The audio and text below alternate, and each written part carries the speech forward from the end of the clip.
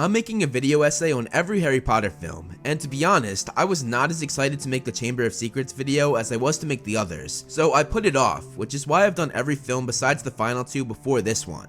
My memory of this film was that it was very forgetful and not the best, and I'm not the only one that thinks this. Its audience score on Rotten Tomatoes is the third lowest in the series, just above the two films that I already explained were by far the worst in the series. So fans seem to think that this movie is very low when being compared to most of the other films. I didn't know what I was going to title this video, which was not the case with the other films. I knew exactly what the topic would be for each video essay, so despite it being one of my least favorites, and clearly most Harry Potter fans' least favorite, I sat down and started to watch the Chamber of Secrets hoping that something would stand out enough for a video topic, and while watching, I was pleasantly surprised and kind of shocked at how much I enjoyed it. The video topic popped up in my head about halfway through watching, and I realized that this movie does not get the credit it deserves. What did he say, dear?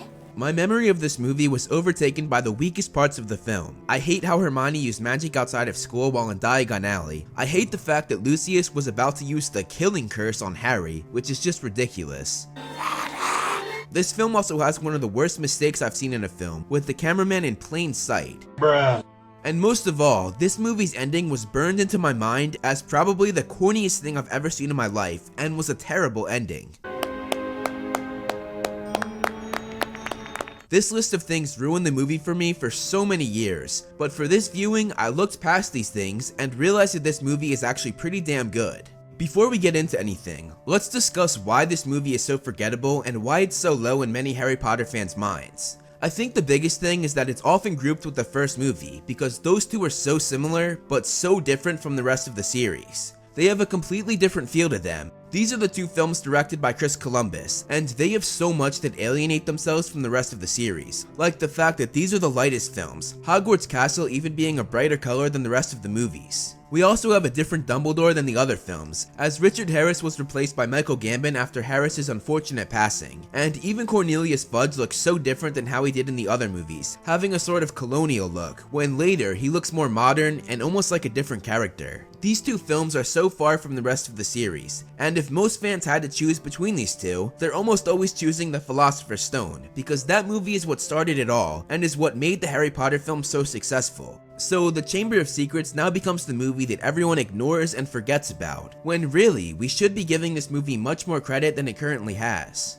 It's obviously not the best in the series, but it's probably one of the best when it comes to translating the book to the movie, especially when it comes to the mystery aspect, something that other movies in the series struggled with a lot, specifically The Goblet of Fire, which I talked about extensively in my video essay for that movie. In the Chamber of Secrets, the scene where Harry and Ron figure everything out is so well done, and the fact that they were able to fit in each attack was very impressive, because when adapting a book to a movie, it's not easy to fit in so many small details like having water on the floor or having Hermione with a mirror. This movie added many details that were not easy to translate to a movie, and they took a huge risk, as one of them was actually one of the defining aspects of the film. What I'm referring to is Harry and Voldemort's connection, and Harry's struggle with being a true Gryffindor, or if he belongs in Slytherin. I was just wondering if you put me in the right house. But I stand by what I said last year. You would have done well in Slytherin.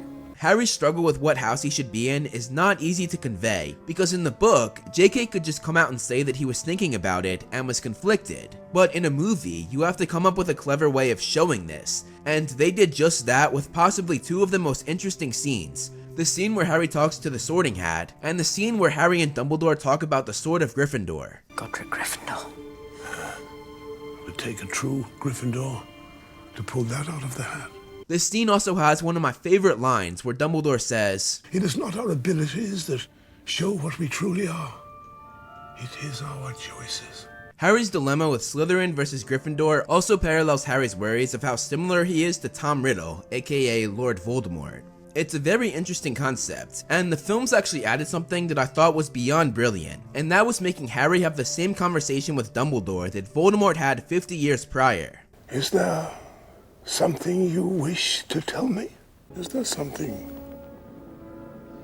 you wish to tell me? No, sir. Nothing. No, sir. Nothing. Very well then. Off you go. Very well then. Off you go.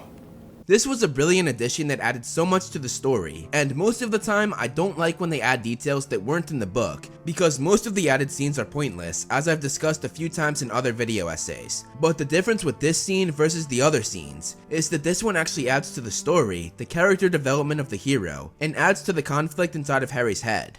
When rewatching this film, I realized that this movie actually gives you the most loyal and accurate feel of what being at Hogwarts feels like, especially during Christmas time. You really get the feeling you got when you read the book, almost like you're at Hogwarts. And I think that this makes this movie one of the best at world building. We see Hogwarts in the other films, but we don't feel like we're there the way we do with this movie or when we read the books. And this was something that I was pleasantly surprised with when rewatching the film after so many years. Another thing that I completely forgot about and basically disregarded because it was overshadowed by all of the other bad stuff in the film was the action scenes. When watching the scene in the forest with the spiders, I was like, holy crap, this is freaking incredible. Even though I knew what was going to happen, the suspense was real, and that's the perfect sign for a well-made action scene. I would even go as far to say that this is one of the best action sequences in the whole film franchise. It perfectly blends action and real suspense. It feels almost like a horror movie at times.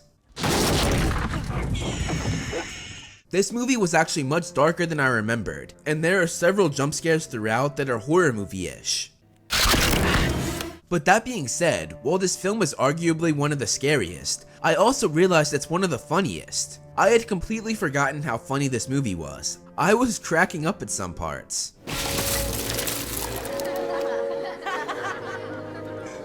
Bloody bird's a menace.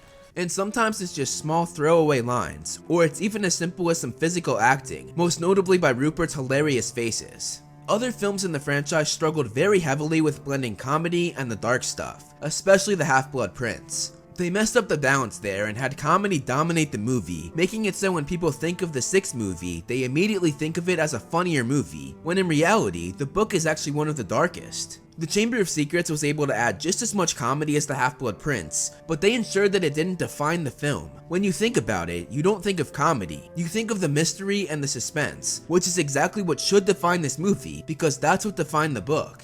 Another scene that balanced action, suspense, and comedy perfectly was when Harry and Ron were flying the car to Hogwarts. There are moments when our heart stops, and they're paired with moments that make us laugh. Hold on! I'm crying! Your hands all sweaty! But the comedy is subtle enough to not take away from the heart-racing danger they're in. The scene ends with, in my opinion, the perfect line, and one of the best lines in the film. I think we found the train.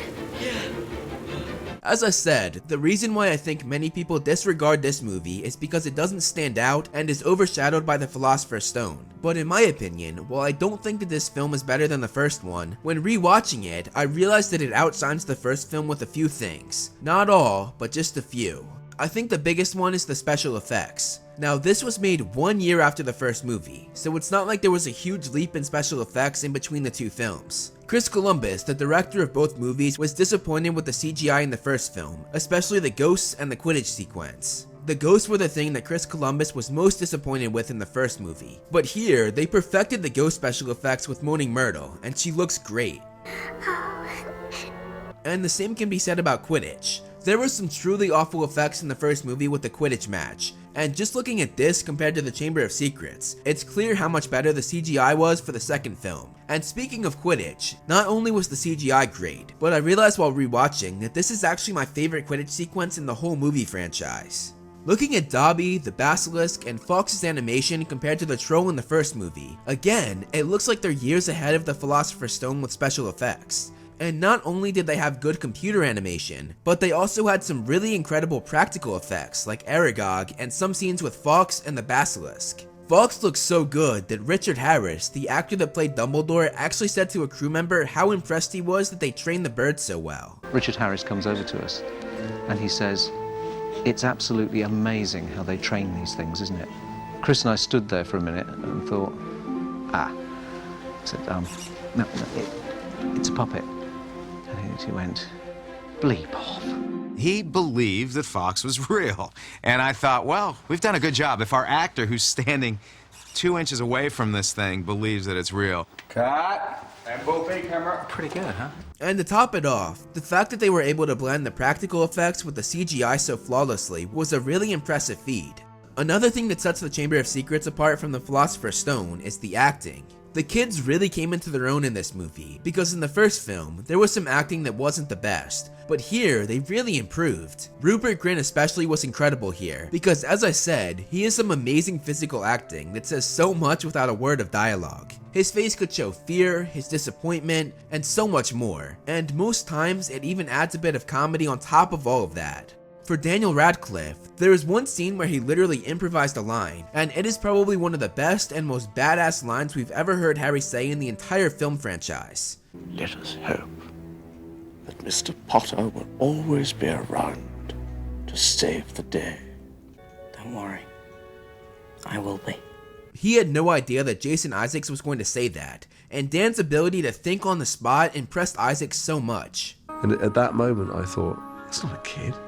That's a 13-year-old actor. Speaking of Jason Isaacs, he was an incredible addition to the Harry Potter cast. The casting director did an amazing job finding him, as well as the other actors for Arthur Weasley, Gilderoy Lockhart, and Tom Riddle. Christian Coulson is by far my favorite actor for Tom Riddle, who's actually my favorite character in the series. I think he perfectly showed the charm and the intimidation that defined Voldemort's character so much. I held on to every line he said. Voldemort is my past, present, and future.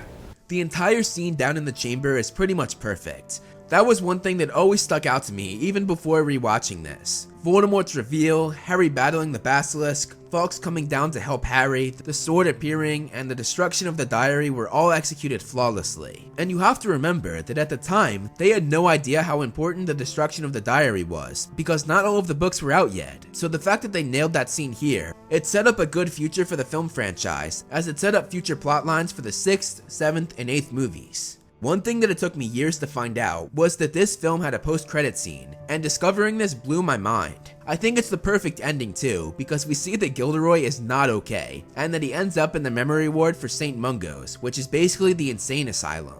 Overall, this is by no means the best movie in the series, but it most certainly does not get the credit it deserves. I'm hopeful that I've shed some light on why it's better than most think it is, especially because I myself was recently among those who dismissed this movie. I have seen the light though, and I'm hopeful that I've helped you see it as well. Thank you so much for watching, guys. You can follow me on social media to see more of my personal life and see more of this little dude. You can follow me on Twitter and Facebook for Movie Flame updates. And I want to give a huge shout out to all my patrons listed below. If you want to be featured in the next video, plus get a bunch of other rewards, become a patron today. Again, thank you so much for watching. Make sure you press that like button and subscribe, and look out for more great videos on the way.